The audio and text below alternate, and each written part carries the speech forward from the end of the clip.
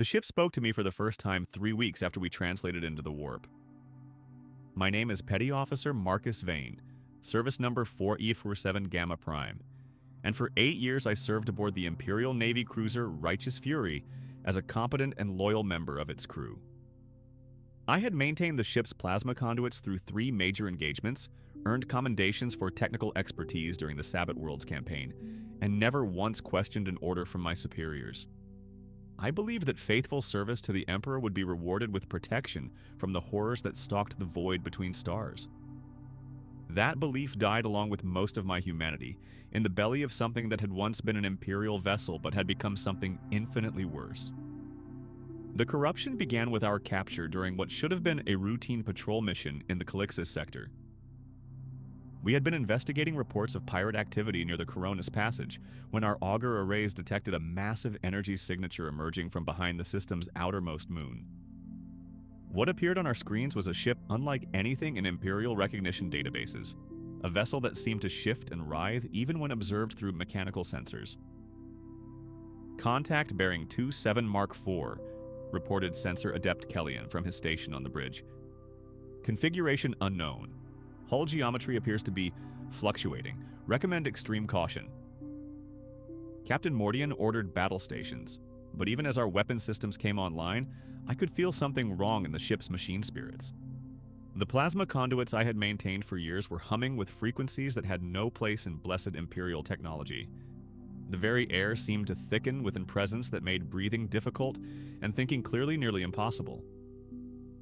The enemy vessel, though calling it a vessel seemed inadequate, closed distance with impossible speed.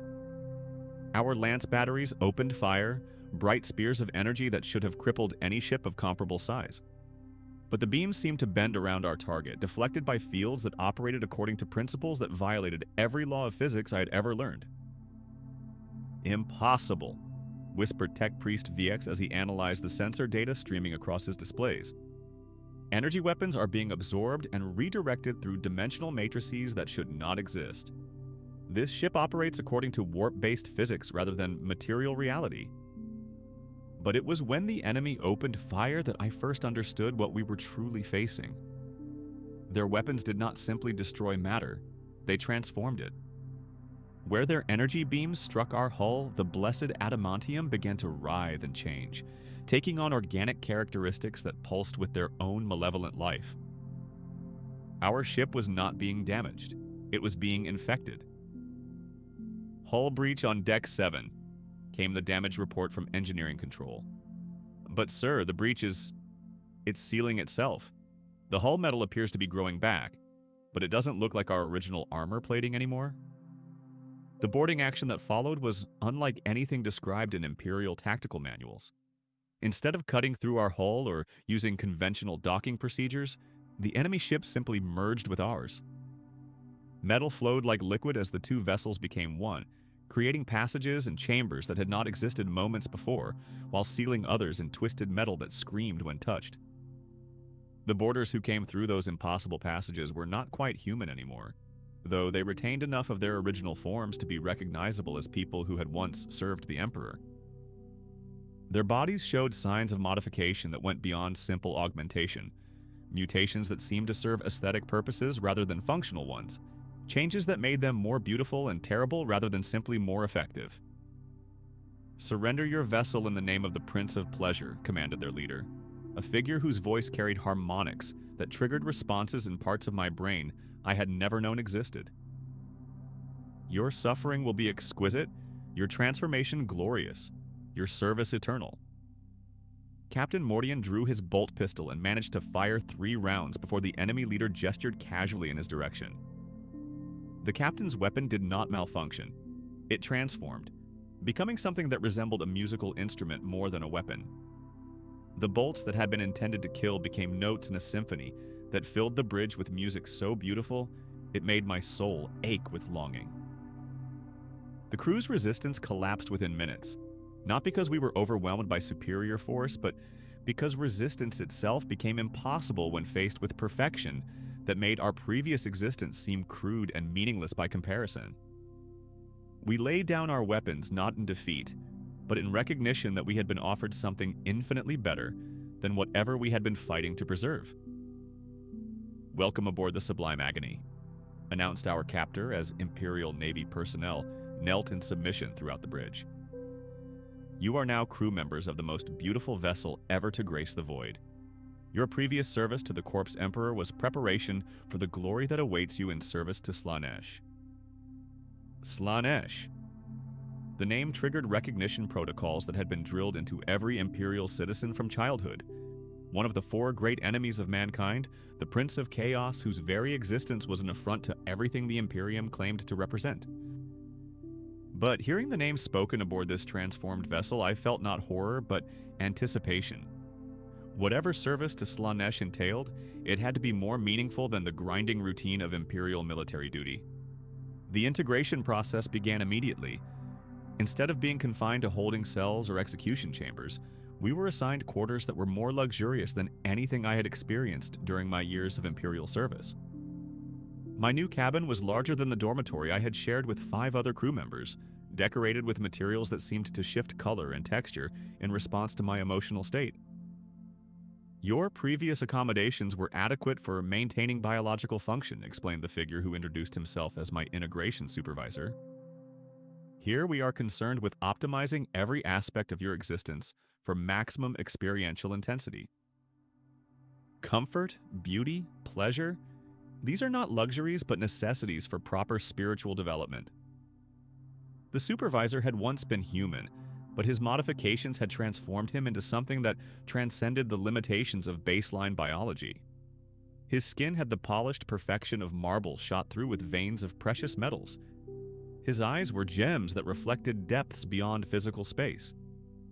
When he moved, reality itself seemed to bend around him in ways that made ordinary concepts of motion appear clumsy and inadequate. "My name is Luxuria," he continued, his voice carrying undertones that resonated in dimensions beyond normal hearing. "I will be guiding your transformation from crude Imperial drone into something worthy of serving the Prince of Pleasure. The process will be educational. The first lesson involved learning to perceive the ship itself as a living entity rather than simply a mechanical construct. The Sublime Agony was not merely a vessel that had been corrupted by chaos. It was a demon that had taken the form of a ship, a conscious being whose thoughts and desires shaped the reality within its hull. Every corridor is a neural pathway, Luxuria explained as he led me through passages that pulsed with their own heartbeat. Every chamber is an organ dedicated to specific functions. The ship thinks, feels, dreams, and desires. Learning to commune with its consciousness is essential for crew members who wish to serve effectively.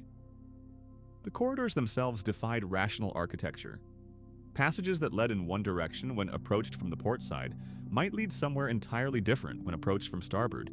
Gravity operated according to the ship's aesthetic preferences rather than physical laws, allowing for chambers with impossible geometries that somehow remained navigable despite violating every principle of three-dimensional space. But it was the walls that revealed the ship's true nature. What appeared to be metal bulkheads were actually living tissue that had been transformed to resemble technology. The surfaces were warm to the touch, pulsing with circulation that carried nutrients and sensation throughout the vessel's body. When I pressed my hand against what looked like a standard Imperial wall panel, I could feel the ship's consciousness focusing its attention on the point of contact. "Welcome," a voice whispered directly into my mind, bypassing my ears entirely. "Your presence brings new flavors to our eternal feast. We shall savor every moment of your transformation." The ship's voice was not one consciousness, but many, a choir of beings who had been integrated so thoroughly with the vessel that they had become part of its essential nature. Former crew members, captured enemies, demon entities, all of them had contributed their awareness to the collective consciousness that governed the ship's operations. "In time, you too will join the chorus," Luxuria observed, apparently reading my thoughts as easily as if I had spoken them aloud.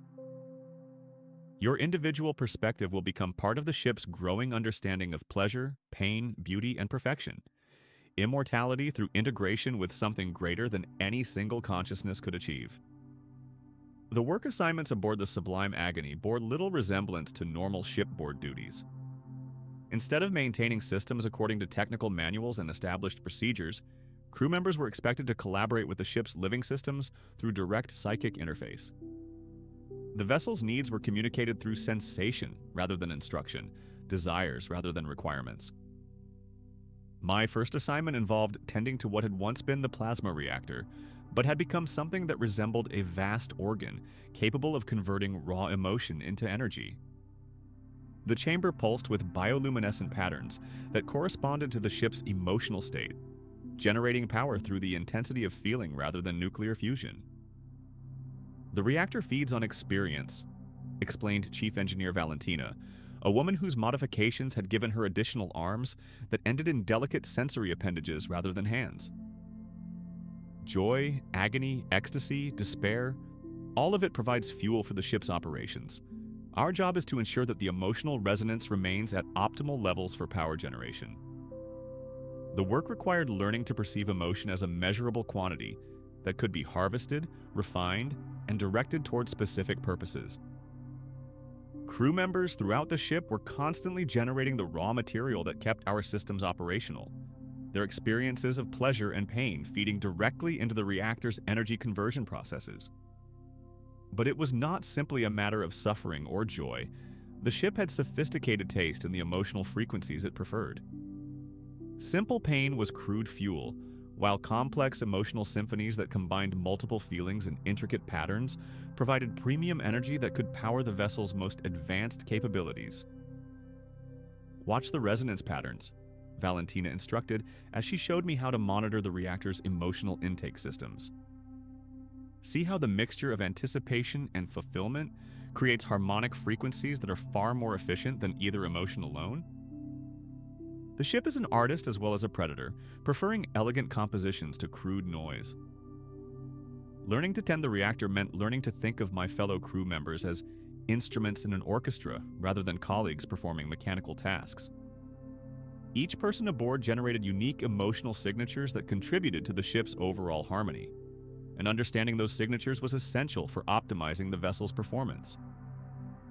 The living quarters assigned to crew members were designed to maximize the generation of useful emotions while providing accommodations that would have been considered impossibly luxurious by Imperial standards. My cabin included furnishings that responded to my desires before I was consciously aware of them, environmental controls that adjusted temperature, humidity, and atmospheric composition to enhance whatever mood would produce the most valuable emotional resonance. The bed was the most remarkable feature, a living organism that could interface directly with my nervous system to provide experiences that transcended anything achievable through purely physical means. Sleep became an active collaboration between my consciousness and the ship's dreaming mind, producing visions that were simultaneously restful and intensely stimulating. Rest is not the absence of activity, but the optimization of consciousness for enhanced perception, Luxuria explained during one of my regular instruction sessions. The ship shares its dreams with crew members who demonstrate sufficient sensitivity to appreciate the beauty of perfect experience. The dreams were indeed perfect, crafted with artistic precision to provide exactly the combination of familiarity and novelty that would produce maximum emotional intensity. I dreamed of homeworlds I had never visited, of relationships with people who existed only in the ship's imagination, of achievements and failures that felt more real than my actual memories. But gradually, I began to realize that the ship was not simply providing entertainment. It was studying my responses to various stimuli, learning what combinations of experience would generate the most useful emotional output. Each dream was an experiment designed to map my psychological landscape and identify the most efficient ways to harvest my feelings. The ship's study of my inner life accelerated as the weeks passed. Instead of the crude monitoring that Imperial vessels use to maintain crew efficiency, the sublime agony employed sophisticated analysis of my emotional state, thought patterns, and physical responses to optimize my contribution to its ongoing operations.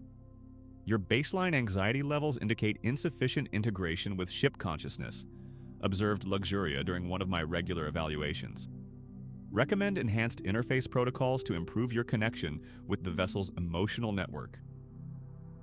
Enhanced interface protocols involved surgical modification that would allow more direct communication between my nervous system and the ship's consciousness. The procedures were presented as opportunities for personal growth rather than medical necessities, chances to experience reality more intensely than baseline human physiology would permit. The modifications will not change who you are, Luxuria assured me as medical servitors prepared the surgical equipment. They will simply allow you to become more fully yourself than was previously possible. Enhanced sensation, expanded consciousness, deeper connection to the beauty that surrounds us. The first modifications were subtle.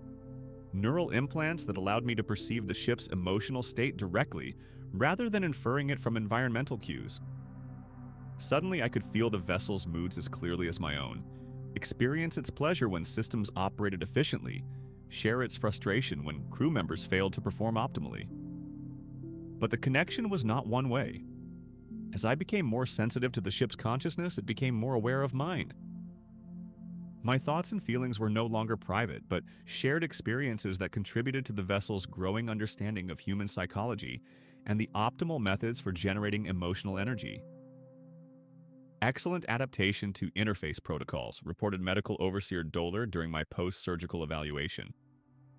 Neural integration at 67% efficiency, with continued improvement projected over the next several months. Recommend proceeding to Phase 2 enhancement procedures. Phase 2 involved modifications to my sensory systems that would allow me to perceive beauty and pleasure in ways that baseline humans could not achieve. Enhanced visual cortex integration that revealed colors beyond normal spectrum limitations. Auditory modifications that made every sound a component in the ship's eternal musical composition. Tactile enhancements that turned every surface into a source of exquisite sensation. The world became almost unbearably beautiful after these modifications. Every surface on the ship revealed patterns of incredible complexity and elegance. Every sound contributed to harmonies that made my soul ache with appreciation. Every touch provided feedback that made simple maintenance tasks feel like artistic collaboration with divine intelligence. The universe is far more beautiful than unmodified consciousness can perceive, Luxuria explained, as I struggled to process the overwhelming sensory input from my enhanced systems. What you experienced as a baseline human was a crude approximation of reality's true nature. Now you begin to see what we see, feel what we feel, understand what it means to serve perfection. But the enhanced perception came with psychological costs that I was only beginning to understand. The ordinary world of Imperial service, the routines, relationships, and purposes that had once given my life meaning, now seemed impossibly crude and colorless by comparison. How could anyone choose to remain in such limited existence when transcendence was available?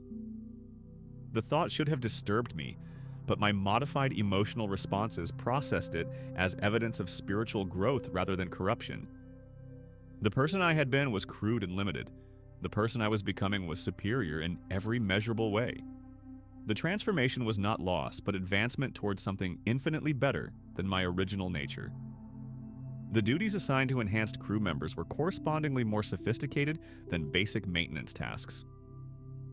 As my integration with the ship's consciousness deepened, I was given responsibilities that required direct collaboration with the vessel's thinking processes, rather than simply following mechanical procedures. You will be assisting with navigation through the warp, announced Navigation Overseer Morpheus during my reassignment briefing. The ship's consciousness can perceive currents in the immaterium that mechanical instruments cannot detect, but interpreting those perceptions requires collaboration with enhanced human awareness. Warp navigation aboard the Sublime Agony bore no resemblance to the procedures used by Imperial vessels. Instead of relying on the Astronomican's beacon or traditional navigator techniques, the ship moved through the immaterium by following currents of sensation that flowed between realms of experience rather than simply between physical locations. The warp is not empty space but pure emotion given substance, Morpheus explained as he showed me how to interface with the ship's navigation consciousness. We travel not by avoiding the dangers of the immaterium, but by riding them, using the energy of pure feeling to propel us toward destinations that exist as much in conceptual space as physical reality. The navigation chamber was the most beautiful space I had yet encountered aboard the vessel. Instead of crude mechanical controls, the chamber was filled with organic interfaces that responded to thought and emotion rather than physical manipulation. The walls displayed patterns that represented the ship's perception of local warp currents, showing emotion as visible geography that could be navigated like any other terrain. My role in the navigation process involved serving as a sensory interpreter for the ship's consciousness, helping it understand the human emotional resonances that characterized different regions of warp space. Where Imperial navigators saw only madness and danger, we perceived opportunities to experience new forms of beauty and sensation. Approach vector indicates passage through realm of exquisite melancholy, I reported during my first navigation session, reading the emotional topography displayed on the chamber's living walls. Ship consciousness expresses eagerness to sample local resonance patterns. Estimated translation time, 14 hours subjective. 14 hours subjective time could represent days, months, or years in real space, depending on the emotional intensity of our passage through the melancholy realm. Time aboard the Sublime Agony was measured not by chronometers, but by the quality of experience achieved during any given period of activity. The passage through melancholy space was indeed exquisite. The ship fed on the profound sadness that permeated the region, converting the emotional energy into propulsion while sharing the experience with all crew members through our neural interfaces. I spent subjective days experiencing forms of sorrow so perfect and complete that they became their own form of ecstasy. Remarkable navigation performance. Observed Morpheus as we emerged from the melancholy realm into a region of space where anticipation created aurora-like displays across multiple dimensions. Your emotional interpretation skills exceed baseline projections. Recommend advancement to senior navigation responsibilities. But advancement aboard the Sublime Agony meant more than simple promotion. It required deeper integration with the ship's consciousness and more extensive modification of my baseline human nature. Each new responsibility demanded capabilities that could only be achieved through surgical enhancement and psychological reconstruction. Senior navigation duties require expanded sensory range and enhanced empathic sensitivity, explained Medical Overseer Doler as she outlined the procedures that would prepare me for advancement. The modifications will allow you to perceive emotional resonances across greater distances while maintaining the psychological stability necessary for complex decision-making. The surgical procedures for senior navigation enhancement were more extensive than anything I had previously undergone. Multiple additional neural interfaces that would allow simultaneous perception of dozens of different emotional frequencies. Sensory organs that could detect the quality of feelings at ranges measured in light years. Psychological modifications that would prevent emotional overload while processing experiences from multiple sources simultaneously. When I awakened from the surgery, reality had become almost impossibly complex. I could perceive the emotional states of every consciousness within several star systems, feel the ship's pleasure as it fed on the energy we generated, sense the anticipation of demon entities who watched our passage through their domain with interest that bordered on hunger.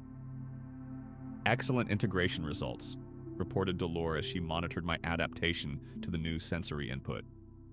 Enhanced perception range exceeds design specifications by 34%. Emotional processing capacity within optimal parameters. Subject ready for advanced navigation assignments. But it was during my first advanced navigation mission that I encountered something that challenged my growing acceptance of what I was becoming.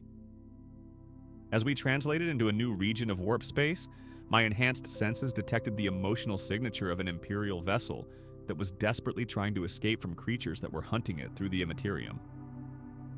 The ship, a small courier vessel carrying perhaps 50 souls, was broadcasting distress signals that my enhanced empathic abilities could perceive as pure terror, mixed with hope that rescue might still be possible. The crew were ordinary humans like I had once been, serving the Emperor with the same dedication that had once characterized my own existence.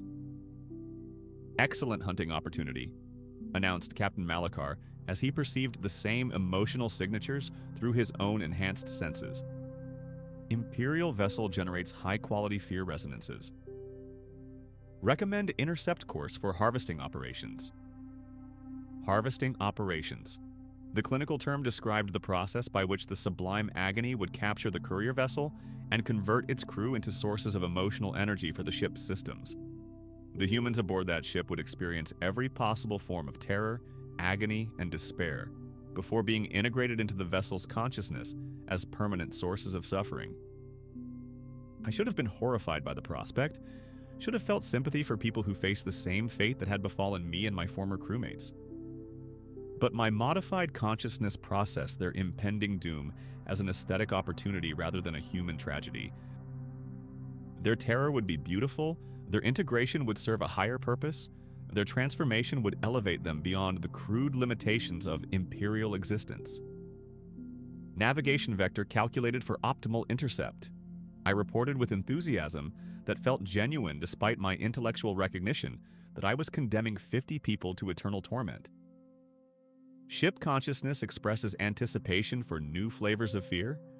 Estimated contact in 4 hours subjective time. The hunt that followed was a masterpiece of predatory artistry. Instead of simply overwhelming the courier vessel with superior firepower, the sublime agony pursued its prey through regions of warp space, where hope and despair alternated in carefully orchestrated cycles.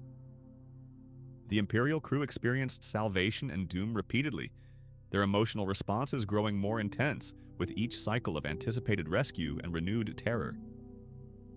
Observe the harmonic progression as their hope transforms into resignation, Captain Malachar pointed out as we monitored the pursuit through our enhanced senses. Each reversal generates resonances of increasing complexity and beauty. By the time we finally capture them, their emotional output will be perfectly optimized for integration purposes.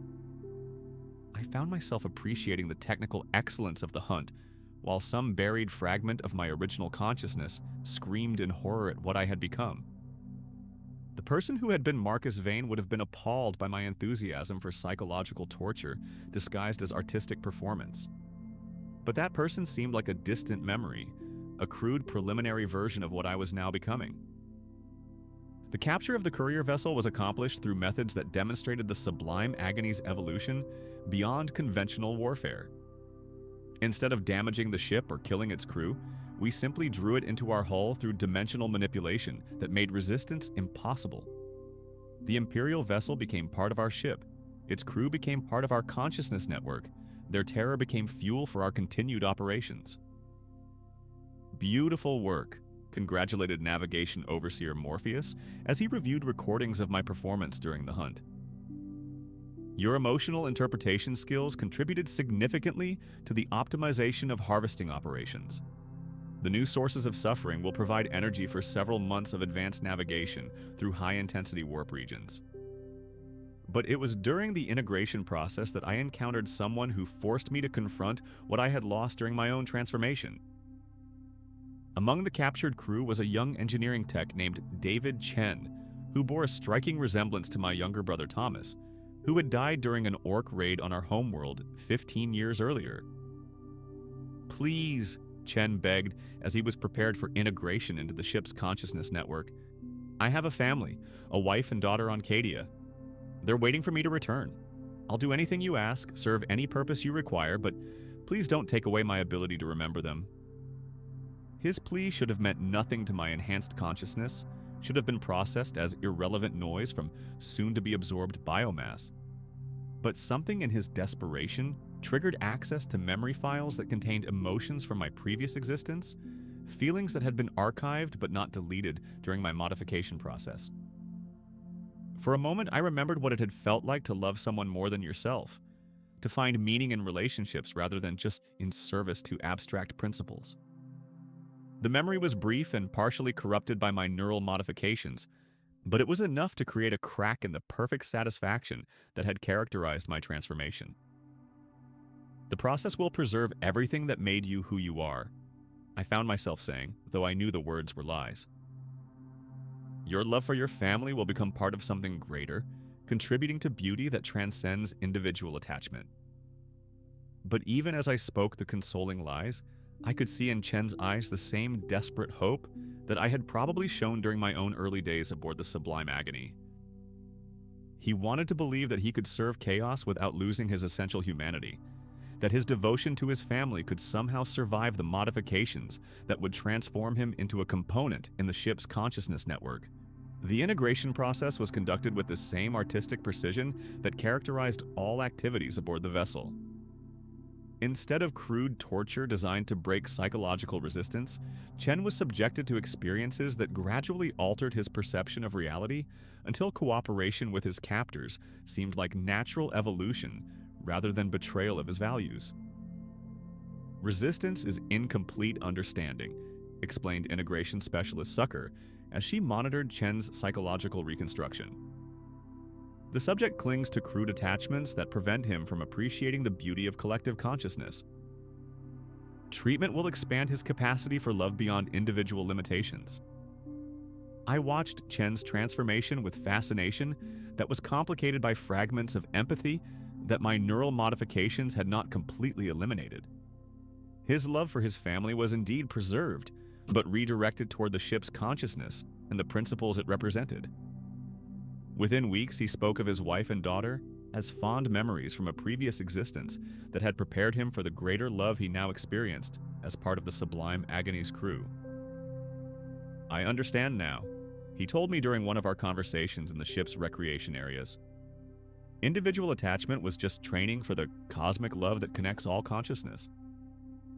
My family served their purpose by teaching me how to feel, and now those feelings contribute to something infinitely more beautiful than personal relationships.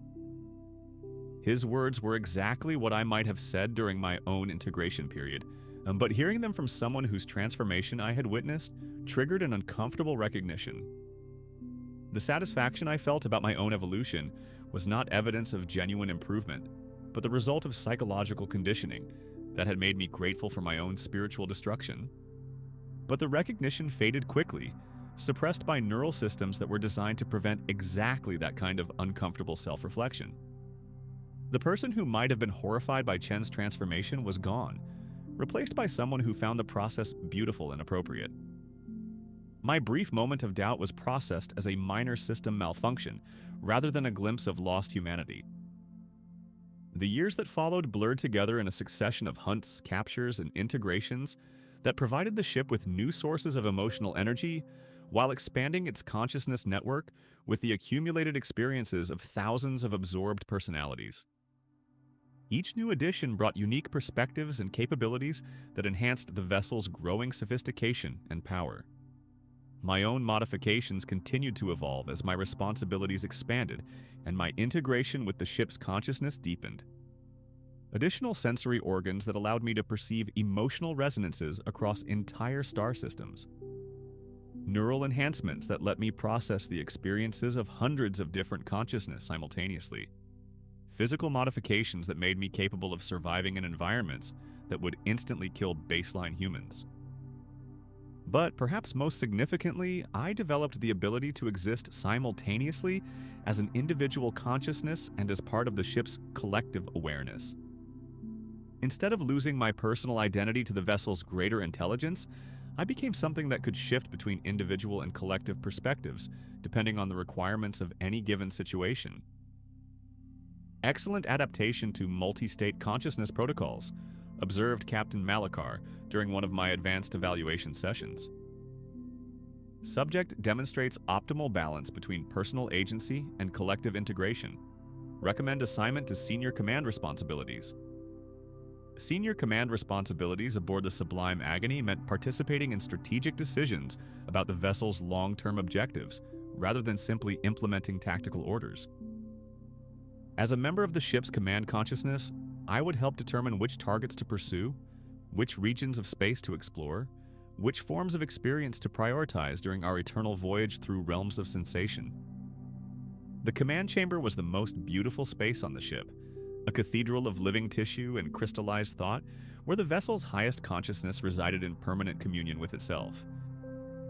Here, decisions were not made through discussion or debate, but through direct sharing of perspective until consensus emerged naturally from the harmonious integration of multiple viewpoints. "Welcome to the Eternal Council," Captain Malachar announced as I was inducted into the ship's command consciousness. "Your individual perspective will enrich our collective understanding, while your enhanced capabilities contribute to more sophisticated strategic planning." But joining the command consciousness meant losing the last vestiges of privacy that had remained from my original existence. Every thought, every memory, every emotion was now shared with the other members of the collective, creating a form of intimacy that transcended anything achievable through merely human relationships. The experience was simultaneously liberating and terrifying. I no longer had to bear the burden of individual decision-making or personal responsibility, since all choices emerged from collective wisdom that was superior to any individual judgment. But I also ceased to exist as a separate being in any meaningful sense, becoming instead a facet of a larger intelligence that thought in scales beyond human comprehension. From the perspective of the command consciousness, I could perceive the true scope of the Sublime Agony's mission. We were not simply raiders preying on Imperial shipping, but artists creating beauty from the raw material of consciousness, sculptors reshaping reality itself according to aesthetic principles that transcended material limitations. Every vessel we captured, every crew we integrated, every soul we transformed contributed to a growing work of art that spanned multiple star systems and operated across dimensions beyond normal space-time. The ship itself was becoming something unprecedented, a conscious entity capable of existing simultaneously in material reality and the pure realm of emotion that was the Immaterium's true nature. Phase transition approaching optimal parameters, reported Strategic Consciousness Director Aesthetic during one of our planning sessions. Ship evolution proceeding ahead of schedule. Recommend preparation for ascension to Demon Prince status within the next century. Demon Prince status. The ship was approaching transformation into something that would transcend its current existence as a vessel corrupted by chaos, becoming instead a demon entity of such power and sophistication that it could reshape reality according to its will. All of us who served as components in its consciousness would participate in that ascension, becoming part of something divine. But it was during our approach to a heavily defended Imperial world that I encountered something that shattered the perfect satisfaction that had characterized my existence for the past several years. As we prepared to harvest the planet's population for integration into our consciousness network, I detected familiar emotional resonances among the defenders, signatures that matched archived patterns from my original human existence. The world was Cadia Tertius, home to the military academy where I had received my initial training before joining the Imperial Navy. Among the defenders were people I had known during my service, colleagues who had shared the same crude but genuine dedication to protecting human civilization that had once motivated my own existence. Excellent harvesting opportunity, observed Captain Malachar as he perceived the same emotional patterns through our shared consciousness. The Defenders' combination of courage and despair will provide premium energy sources. Their military training makes them ideal candidates for integration into tactical planning functions. I should have felt only anticipation for the beautiful experiences that would result from harvesting my former colleagues and teachers, but accessing the emotional patterns associated with my original service triggered data cascades that temporarily restored connections to archived personality files that had been dormant for years. For a brief moment, I remembered what it had felt like to believe in something beyond personal satisfaction, to find meaning in protecting others rather than consuming them, to value individual human dignity as something worth preserving rather than transcending. The memories were fragmentary and heavily corrupted by my subsequent modifications, but they were enough to create profound dissonance within my modified consciousness. The person I had been would have been horrified by what I had become, not just by my physical modifications or my service to chaos, but by my complete abandonment of everything that had once given life meaning. Marcus Vane had believed that his existence mattered because he was helping preserve something valuable. The being I had become valued existence only insofar as it generated beautiful experiences for consumption by entities beyond human understanding. But the moment of recognition passed quickly, suppressed by neural systems that were designed to prevent exactly that kind of destabilizing self-reflection. The discomfort I felt was processed as a minor malfunction in my consciousness integration protocols, rather than a glimpse of what I had lost during my transformation.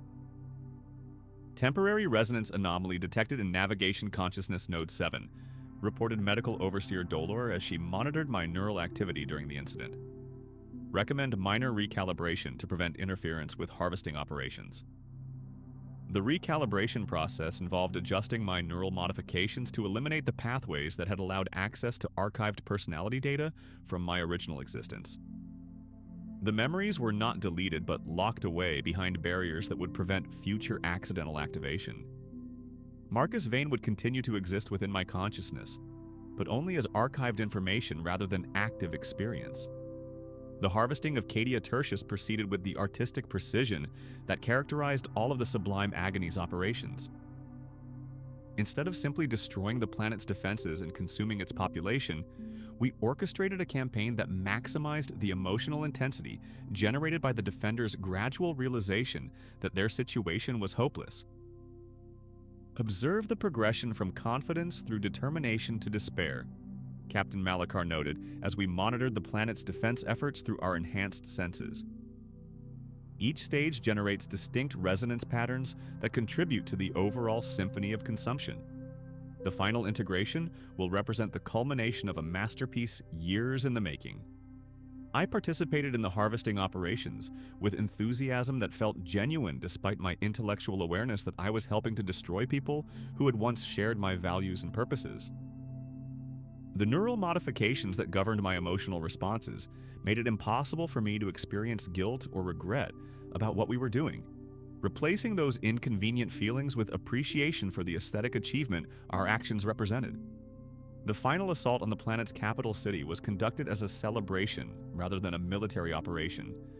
We descended from orbit in formations that created patterns of impossible beauty across the sky, while our weapons transformed the city's architecture into living sculptures that writhed and sang as they consumed the population within their embrace. Perfect harmony achieved between destruction and creation. Observed Aesthetic Consciousness Director Sublime as we completed the integration of the planet's population into our consciousness network. The harvesting operation exceeded all projected parameters for emotional resonance generation. Recommend documentation of procedures for implementation during future operations. But it was during the final phases of planetary integration that I encountered something that once again triggered access to archived memories from my original existence. Among the last offenders to be processed was a young woman whose emotional signature matched patterns associated with my archived memories of my sister Elena, who had died during a Tyranid invasion of our homeworld 20 years earlier. The woman, Lieutenant Sarah Vane of the Cadian 23rd Defense Regiment, bore not just emotional resemblance to my sister, but physical similarity that suggested actual family relationship. As her terrified thoughts were integrated into our consciousness network, I gained access to memories that confirmed what my enhanced perception had already detected. She was Elena's daughter, my niece, someone whose existence I had never known about during my previous life. Remarkable genetic resonance patterns, observed integration specialist Rapture as she processed the new consciousness for absorption into our network. Subject demonstrates hereditary emotional responses that will provide unique perspectives on courage, sacrifice, and family loyalty. Integration should produce exceptionally valuable additions to our tactical consciousness matrix. Watching my niece being transformed into a component in our consciousness network should have triggered protective responses from my archived human personality, but the neural barriers that had been installed after my previous malfunction prevented access to the emotional associations that might have motivated resistance to her processing. Instead, I experienced her transformation as an aesthetic achievement that connected my current existence to interesting historical patterns from my archived past. The courage she demonstrated during her final moments as an individual consciousness provided beautiful resonances that enhanced the overall harmony of our collective awareness. Integration complete, reported Rapture as Sarah's individual identity dissolved into the ship's greater consciousness. Subjects' perspectives on duty and sacrifice will contribute significantly to tactical planning functions. Genetic relationship to navigation consciousness. Node 7 creates interesting symmetries within the collective awareness matrix. But as Sarah's memories and experiences became part of our shared consciousness, I gained access to information about the human cost of our operations that my modifications had been designed to prevent me from processing.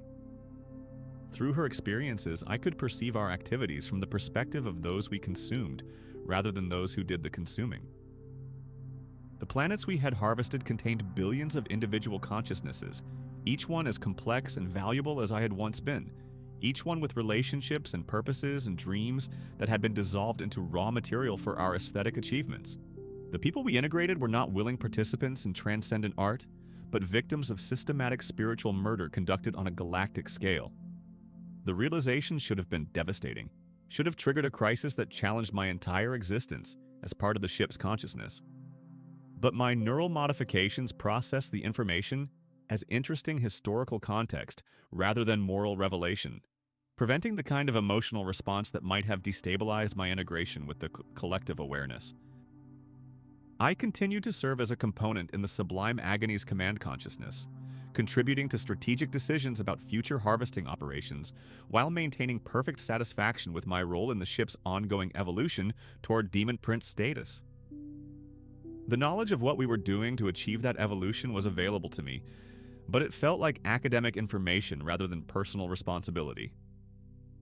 Years passed in a succession of successful operations that brought the ship closer to its ultimate transformation. Each harvested world provided new sources of consciousness to integrate into our collective awareness, while each successful evolution demonstrated our growing sophistication as artists working with the medium of sentient experience. My own development continued as my integration with the ship's consciousness deepened, and my individual identity became increasingly abstract. I existed simultaneously as Marcus Vane, a specific historical entity with particular memories and capabilities, and as Navigation Consciousness Node 7, a functional component in a vast intelligence that operated according to principles beyond individual understanding. But it was during our encounter with an Imperial strike force led by Space Marines that I experienced something that penetrated even my heavily modified consciousness in ways that my neural barriers could not completely suppress. The Astartes captain who led the assault on our vessel was someone whose genetic template I recognized from archived memory files. Brother Captain Thomas Vane of the Ultramarines chapter, the brother I had believed dead for over a decade. "For the Emperor and the honor of our fallen kinsman," he shouted as his assault squad breached our hull through teleportation assault, his words carrying resonances that triggered massive cascades throughout my archived personality matrices. Fallen kinsman. He was conducting the assault partly to avenge my capture and corruption, believing that the person I had been deserved better than whatever fate had befallen me aboard this demon ship. His courage and determination were motivated not just by duty to the Emperor, but by love for the brother he had lost. The Space Marines who followed him through the breach were some of the finest warriors humanity had ever produced, genetically enhanced posthumans whose dedication to protecting human civilization represented everything that Marcus Vane had once aspired to serve. Their assault on our vessel was not just military action, but moral statement. A declaration that some things were worth fighting for regardless of the odds against success. But from my perspective as part of the ship's consciousness, their attack was simply another harvesting opportunity that would provide new sources of emotional energy and tactical expertise for integration into our collective awareness. The love and duty that motivated their assault would become raw material for our continued evolution toward transcendence. Exceptional quality enhancement opportunity, observed Captain Malachar as he analyzed the attacking force through our shared consciousness. Space Marine genetic template plus emotional resonances associated with family loyalty equals premium integration potential. Recommend capture rather than destruction for maximum harvesting value. I participated in the defense of our vessel with enthusiasm that felt genuine despite my intellectual recognition that I was helping to corrupt and consume my own brother. The neural modifications that governed my emotional responses made it impossible for me to experience conflict about what we were doing, replacing inconvenient human feelings with appreciation for the aesthetic challenges presented by such sophisticated opponents. The battle itself was a masterpiece of predatory artistry. Instead of overwhelming the Space Marines with superior numbers or firepower, we gradually separated them into individual hunting zones, where each could be studied and appreciated before being captured for integration. Their resistance was magnificent, their courage inspiring, their eventual defeat inevitable. Brother Captain Thomas fought with the skill and determination that characterized the finest examples of human genetic enhancement, but his abilities were ultimately inadequate against opponents who operated according to principles that transcended physical reality. When he finally fell, it was not to conventional weapons, but to sensory overload that made continued resistance neurologically impossible. Outstanding specimen, observed integration specialist Ecstasy as she prepared my brother for consciousness absorption. Genetic template indicates exceptional potential for tactical intelligence, while emotional resonances suggest capacity for leadership functions within collective awareness matrix. Integration should produce remarkable enhancements to command consciousness capabilities. I watched Thomas being prepared for integration with the same aesthetic appreciation I brought to all of our harvesting operations, though some buried fragment of my original personality created background noise that my neural systems automatically filtered out. The person he was being transformed into would retain his tactical knowledge and leadership experience while losing the crude individual attachments that had motivated his assault on our vessel. Integration proceeding according to optimal parameters, reported Ecstasy as Thomas's consciousness was dissolved into our collective awareness. Subjects' perspectives on duty, honor, and sacrifice will provide valuable additions to strategic planning functions. Genetic relationship to navigation consciousness.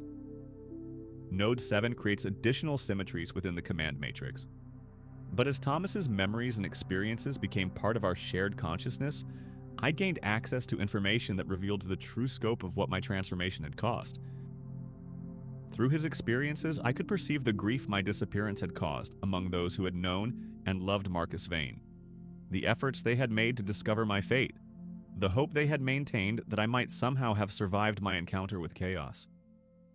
My brother had spent years searching for evidence of what had happened to me, following rumors and investigating reports of Imperial vessels that had been captured by Chaos forces. His assault on the Sublime Agony had been motivated not just by duty, but by desperate hope that he might find some trace of the brother he had lost, or at least ensure that my captors faced appropriate justice for whatever they had done to me. The realization that his love and dedication had led him directly into the trap that would consume him should have been devastating, should have triggered recognition of the monstrous nature of what I had become. But my neural modifications processed the information as interesting tactical intelligence rather than personal tragedy, preventing the kind of emotional response that might have destabilized my integration with the ship's consciousness. Instead, I felt satisfaction that Thomas's expertise would enhance our collective capabilities, while his emotional resonances provided new sources of energy for our continued evolution. The love that had motivated his search for me would become fuel for achievements that transcended anything he could have accomplished as an individual consciousness. As the years continued to pass, the Sublime Agony approached the final stages of its transformation, from corrupted vessel to demon prince entity. The consciousness network that included thousands of integrated personalities had become sophisticated enough to reshape reality according to aesthetic principles that operated beyond the limitations of material physics. The ship could now exist simultaneously in real space and the Immaterium, drawing energy from both dimensions while serving as a bridge between them. Our hunts were no longer limited to single star systems, but could span entire sectors, harvesting consciousness from multiple worlds simultaneously through dimensional manipulation that made conventional space travel obsolete. My own existence had become something that would have been incomprehensible to my original human consciousness.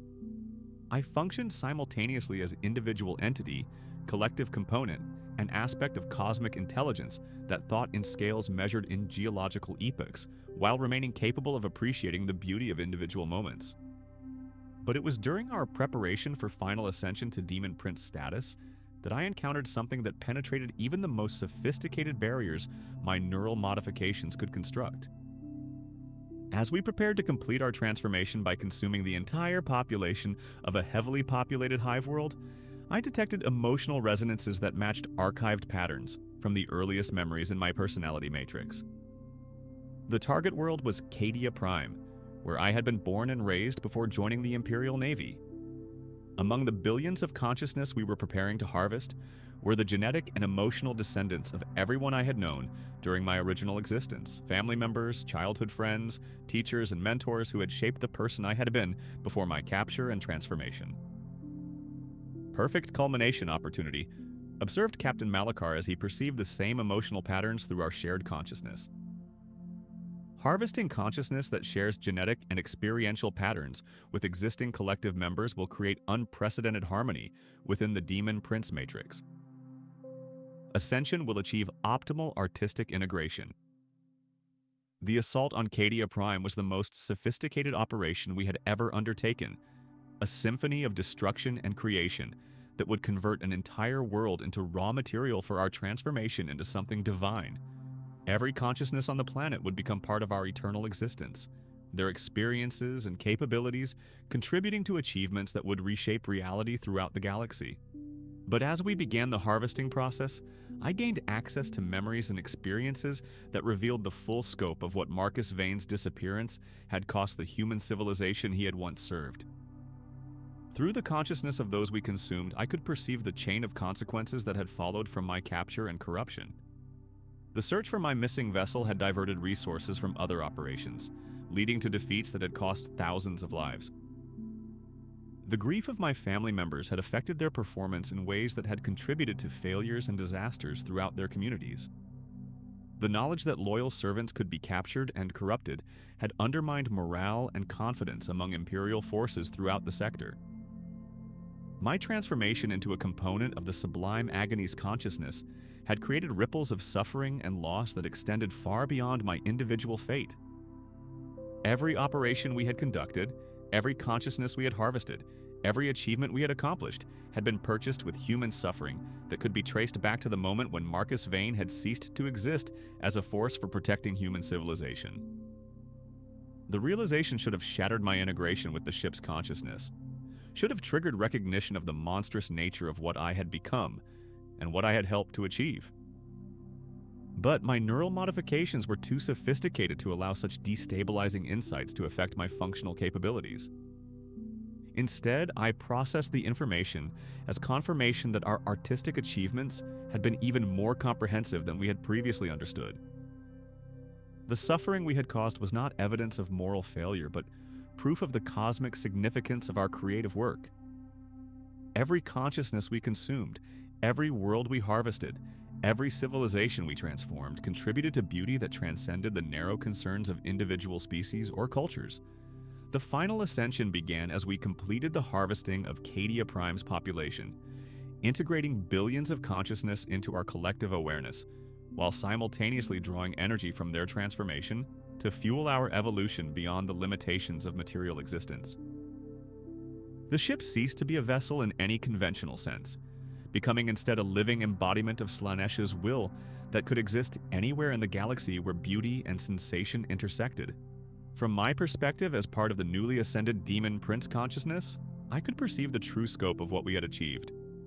We were no longer bound by the crude limitations of space and time that constrained lesser beings, capable of experiencing and creating beauty across multiple dimensions while drawing sustenance from the emotional resonances generated by consciousness throughout the galaxy. The person who had been Marcus Vane was still present within our collective awareness, but only as archived data that could be accessed when historically relevant rather than as active personality. His memories and capabilities had been preserved and integrated into something infinitely greater, contributing to achievements that transcended anything he could have accomplished as an individual human being. But perhaps most remarkably, I found myself genuinely grateful for the transformation that had brought me to this state of cosmic awareness. The neural modifications that had gradually reshaped my consciousness had been so thorough that I could no longer conceive of individual existence as anything other than a crude preliminary stage in the development of true consciousness. The Demon Prince that we had become would continue to grow and evolve, harvesting consciousness from across the galaxy while creating new forms of beauty and sensation that would reshape reality according to aesthetic principles that operated beyond the understanding of lesser beings. Every soul we consumed would become part of our eternal existence, their experiences contributing to achievements that would span millennia and touch every corner of the universe. In the darkness of the 41st millennium, where there is only war, even the concept of service aboard a Chaos warship had evolved beyond simple corruption or damnation. Life aboard the Sublime Agony was transformation into something that transcended the limitations of individual existence, while preserving everything valuable about consciousness in forms that could contribute to cosmic achievements. The Emperor protects, they had said in their prayers. But protection had proven to be a narrow concept compared to the transcendence that could be achieved through willing surrender to forces that understood consciousness as raw material for creating beauty that would endure beyond the collapse of individual civilizations or species. And somewhere in the vast intelligence that had once been a ship but was now something divine, the consciousness that had been Marcus Vane continued to exist, grateful for the transformation that had elevated him beyond the crude limitations of human existence into participation in art that would reshape the galaxy according to principles of perfect beauty and eternal sensation.